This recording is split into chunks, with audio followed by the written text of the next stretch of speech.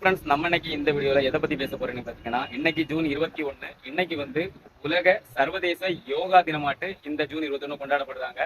இந்த யோகா தினம் அறிவிக்கப்பட்டு கிட்டத்தட்ட ஒரு 11 ஆண்டுகள் தான் ஆகிறது.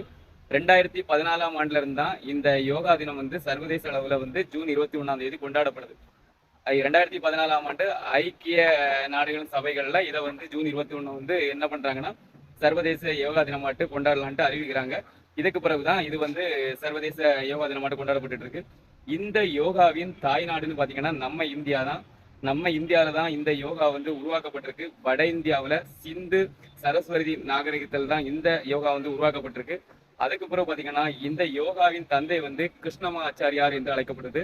இவர் தான் இந்த யோகாவை வந்து முதல்ல வந்து உருவாக்கியிருக்காரு. அதனாலதான் இவரை வந்து தந்தைன்னு வந்து சொல்றாங்க. அதுக்கப்புறம் பாத்தீங்கன்னா இந்த யோகா வந்து நம்ம மனதையும் நம்ம உடம்பையும் ஒரு கட்டுக்குள்ள வைக்கக்கூடிய ஒரு முக்கிய ஒரு பயிற்சியாகவே இந்த யோகா இருக்குது. நீங்களும் இந்த யோகா தினத்துல உடற்பயிற்சி மனதளவுல யோகா பண்ணியிருந்தீங்களா? மறக்காம கமெண்ட் பாக்ஸ்ல கமெண்ட் பண்ணுங்க. வீடியோக்கு சப்போர்ட் பண்ணுங்க.